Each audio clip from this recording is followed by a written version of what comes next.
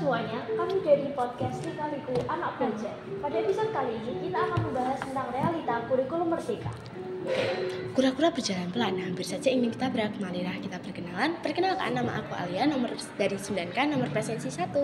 Saya Fiona dari 9K, nomor presensi 14. Saya Valen dari 9K, nomor presensi 29. Dan saya Agni dari 9K, nomor presensi berapa ya? 200, 100, 300. Nomor presensi 30. Ya, oke. Maaf, Pertama, mari kita mulai dari sejarah pendidikan Indonesia itu sendiri. Apa sih awal dari sejarah pendidikan Indonesia? apa bang? Tunggu, kok bisa pendidikan di Indonesia itu berkembang dengan pesat? Kok bisa? Dipikir-pikir itu juga iya ya kok tiba-tiba ada di Indonesia gitu. Nah, Magic tuh. Oke. Ayo mau bisa. Oke. Sekarang aku akan membahas tentang sejarah pendidikan di Indonesia ya. Sejarah pendidikan di Indonesia bermula sejak awal zaman prasejarah, di mana masyarakat pada masa itu memiliki pengetahuan dan keterampilan yang diperoleh secara turun-temurun. Sebenarnya untuk pendidikan formal di Indonesia itu baru dimulai pada masa penjajahan oleh siapa? Oleh kamu kali? No, Belanda. Pada awal abad ke-20, Belanda mulai membuka sekolah-sekolah untuk masyarakat pribumi di Indonesia. Namun sekolah-sekolah tersebut lebih ditujukan untuk melahirkan pegawai pemerintah dan tenaga kerja yang terampil yang dibutuhkan oleh Belanda dalam mengelola perekonomian kolonial. Oh, berarti kita tuh sistem pendidikannya dulu masih buat cuman tenaga kerja doang. Kalau sekarang gimana? Oke. Sekarang setelah kemerdekaan Indonesia pada tahun 1945, pemerintahan Indonesia memfokuskan perhatiannya pada perkembangan pendidikan nasional, tenaga kerja yang terampil yang dibutuhkan Belanda dalam mengelola perekonomian kolonial. Nah, Oke. Gitu. Masa gitu ya? Berarti enggak berarti itu Belanda yang bawa ke Indonesia. iya. Berarti itu Belanda itu sebenarnya ada niat baiknya juga ya, nggak cuma niat jahat ya. Iya. Ya tapi kan untuk tenaga kerja mereka. Iya, tapi kan setidaknya sekarang kita pindah. Iya. Ya, ada Kan blessing kita in nggak disguise-nya. Iya. Betul sekali. Nah, yaudah. Kan ini dia bahas pendidikan. Di dalam pendidikan juga pasti ada sebuah kurikulum kan. Iya. Sistemnya tuh. Contohnya kurikulum Merdeka, kurikulum K13 gitu. Betul. Nah, ini aku mau bahas nih tentang sejarah kurikulum merdeka. Ada yang tahu nggak kenapa? Apa ya? Nah, sebenarnya nih kurikulum merdeka ini dikarenakan bahwa kebanyakan siswa di Indonesia sekitar 70% mereka itu minim dalam memahami bacaan sederhana ataupun konsep matematika dasar. Apalagi waktu itu kita COVID-19. Kita PJJ dong. Gila. Ya, jadi makin menurun tuh. Makanya itu kan gawat banget tuh darurat. Makanya Kemendikbud itu menyederhanakan kurikulum dalam kondisi khusus dan disebut dengan kurikulum darurat hingga akhirnya disahkan menjadi kurikulum merdeka yang saat ini. Kalau kamu dulu nurun enggak? Kamu dulu nurun enggak? Nurun banget nilainya kan. Iya. Dulu enggak ya? Nurun PJJ banget. gak enak, aduh. Awal-awal sih enak kali ya karena gimana dong? Iya, Apa sih bisa coba yang tidur pas- sambil tidur. Kayaknya dulu ini nggak sih? Tidur sama makan. Kita di PHP nggak sih? Kok katanya minggu cuma 2 minggu. Minggu, Nggak tahu deh 2 minggu. Iya, bener banget. Kira-kira udah terjadi lagi nggak ya? Lagi ya. Aduh, jangan dong. Siapa yang kalau pakai seragam cuma pakai atasannya doang? Awal-awal sih masih lengkap, awal-awal malas juga. Oke. Lalu apa ya yang bisa kita lakukan untuk mengembangkan kurikulum Merdeka itu sendiri? Apakah melalui program atau kegiatan lainnya mungkin? Nah, sebenarnya kurikulum merdeka itu ngasih kebebasan buat para guru untuk ya ngatur proses belajarnya murid-muridnya tergantung levelnya, pinternya sendiri-sendiri, mudeng apa enggak. Nah, perbedaan kurikulum merdeka sama K13 itu penilaiannya. Kalau K13 kan masih pakai sistem yang terstruktur, yang lebih ke akademisnya, nilainya masih ABCD. Kalau kurikulum merdeka itu lebih dicari keterampilannya. Kayak kita kemarin barusan rapotan kan keterangannya cakap mahir. Nah, itu bedanya Oh ya di dulu situ. kan ABCD kan ya. Yes, betul. Jadi sekarang itu diganti. Oke.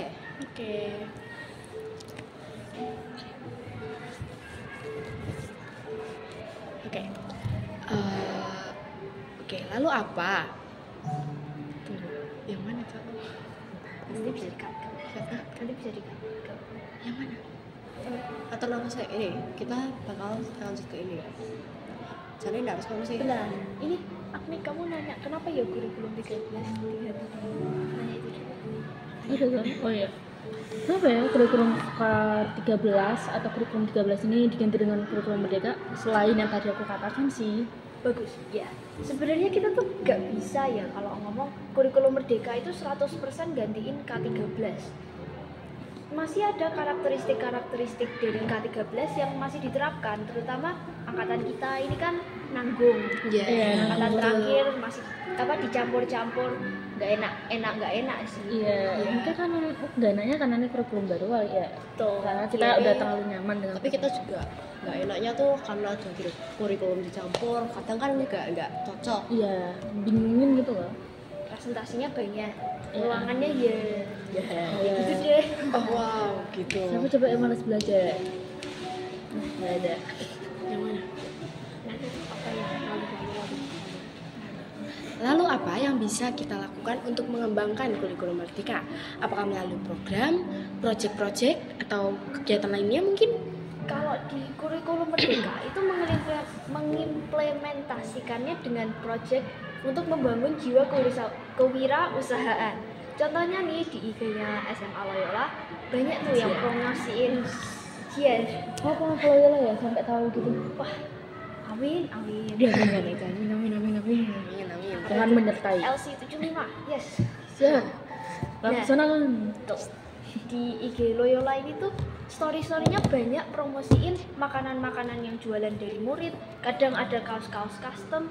Aku juga pernah lihat ada topi dikasih desain, tote bag lah, apalah, macem-macem pokoknya.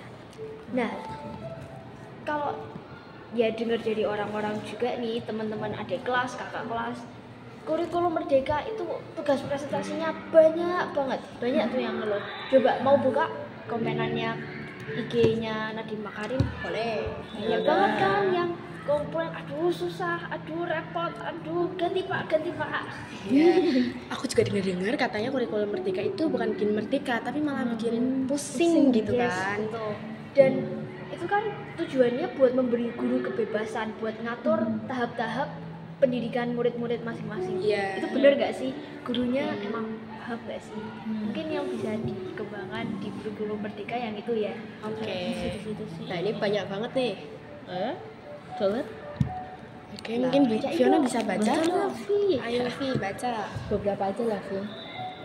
Pak, benahi sekolah-sekolah. Semakin banyaknya pembulian yang merajalela dan banyaknya yang menderita. Coba dipikirkan kurikulum untuk bisa memberantas pembulian. Udah sih. Ada lagi mungkin yang lebih pedes Coba lagi. komenannya ya. Nah, Ngeri juga nih netizen Indonesia ini. warga plus 62 gitu loh. Iya, udah kebetulan sama kan. Mereka emang udah semua karena makan sambal terus. Oh iya. Siapa aja kamu? Siapa ya? Kamu ya merasa nih kok kayak gini. Nah, jadi itu ada juga yang bilang, kenapa kurikulum setiap ganti menteri pendidikan itu juga ganti? Sebenarnya kan dengan gantinya menteri pendidikan itu kurikulum lama bisa diterapkan juga. Iya, betul. Itu cuman mempersulit siswa-siswi dan mempersulit guru-guru. Apalagi sekarang kurikulum merdeka banyak banget tugas kelompok, presentasi, proyek, Ya. ngabisin waktu banget. Nah Itu itu. sih. Ternyata emang netizen Indonesia, aduh mulutnya luar biasa. Tapi terkadang mungkin kalau misalnya kita pikir-pikir itu juga bisa jadi sebuah fakta. Ya. Tapi juga kita belum nggak ngerasain. Tapi ya nggak tahu ya. Ini Masuk SMA nih kita udah kurikulum merdeka nih, nggak tahu nih Siap proyeknya nggak? banyak. Aduh, nggak Siap nggak? siap sih. Siap nggak kalau siap aku. bersiap. yes. Oke. Sebenarnya yang salah tuh kurikulum merdekanya atau memang murid-murid Indonesianya ini yang Ya kita Malas. malas ya. Malas. Tapi kayaknya kebanyakan sih yang malas. Oke, ayo lanjut. Nah, gitu kan ada komenan-komenan yang tidak baik, terus Pedes-pedes. pedas gitu. Harusnya ada kekurangan. Nah, kekurangannya itu. Nah, jadi gini. Jadi setiap kurikulum itu tentunya punya kekurangan, kelebihan sendiri-sendiri. Betul karena kan tidak sempurna, tidak Iya, ada diri yang sempurna selain Tuhan. Makanya Percaya Tuhan. tidak Dengan adanya kekurangan jelas ada kelebihan. iya dong. Nah, untuk kekurangannya itu ya itu tadi kelompok yang banyak, proyek yang banyak. Malah bikin pusing nih kurikulum Iya. merdeka ini. Mari kita Ya, pusing bareng-bareng. tentu ada dengan adanya perubahan gitu, guru-guru juga perlu nyari metode pembelajaran yang harus disesuaikan dengan kebutuhan siswa.